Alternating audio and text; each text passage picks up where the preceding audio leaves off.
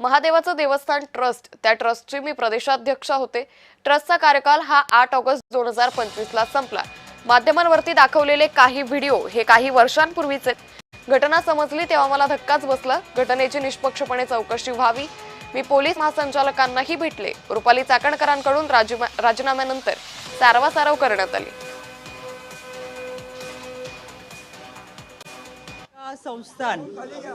या संस्थानेमध्ये जे महादेवाच्या मंदिराचं देवस्थानाचं ट्रस्ट आहे, या ट्रस्टवरती मी प्रदेश अध्यक्ष होते तेव्हापासून सदस्य म्हणून काम केलेलं आहे। या ट्रस्टचा कार्यकाळ हा 8 ऑगस्ट 2025 रोजी संपलेला आहे।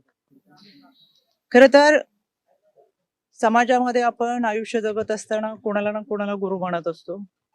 खरात पती पत्नीला माझ्या परिवाराने गुरु मानलं, आम्ही गुरु मानलं।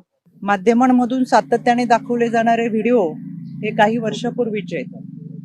गुरुपौर्णिमेच्या निमित्तानं अनेकांनी ती पाद्यपूजा केली, तशी मी माझ्या पतीने देखील ती पाद्यपूजा केली। त्यामुळे रुपाली चाकणकरांकडून राजीनाम्यानंतर सारवासारव करण्यात आल्याचं सध्या पाहायला मिळतंय। महादेवाचं देवस्थान ट्रस्ट, त्या ट्रस्टची मी प्रदेशाध्यक्ष होते। ट्रस्टचा कार्यकाल हा 8 ऑगस्ट 2025 ला संपला। माध्यमांवर दाखवलेले काही व्हिडिओ हे काही वर्षांपूर्वीचे असल्याचंही यावेळी रुपाली चाकणकरांनी म्हटलेलं आहे। ही सगळी घटना ज्यावेळी समजली तेव्हा मला धक्काच बसलाय। या सगळ्या घटनेची निष्पक्षपणे चौकशी व्हावी। मी पोलीस महासंचालकांनाही भेटले, असंही रुपाली चाकणकरांनी म्हटलेलं आहे। तर रुपाली चाकणकरांकडून राजीनाम्यानंतर सर्व सारवासारव करण्यात आली। या संदर्भात अधिक माहिती घेऊयात आमचे प्रतिनिधी मनोज दाळकर यांच्याकडून। मनोज, रुपाली चाकणकरांनी आपला राजीनामा दिलाय, मात्र राजीनाम्यानंतर त्यांनी सारवासारव केल्याचं पाहायला मिळतंय।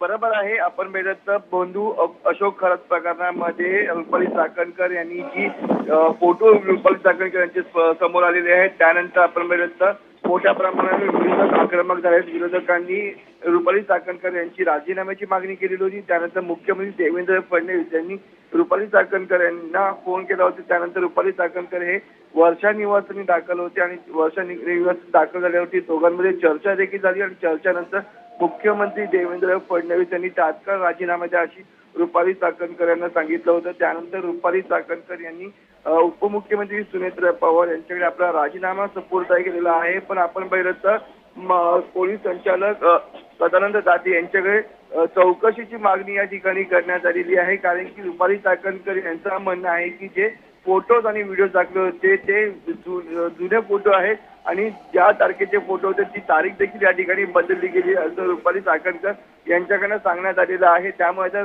रुपाली चाकणकर यांनी चौकशीचे आदेश या ठिकाणी दिले, त्यामुळे पत्रक देखील दिलेलं आहे।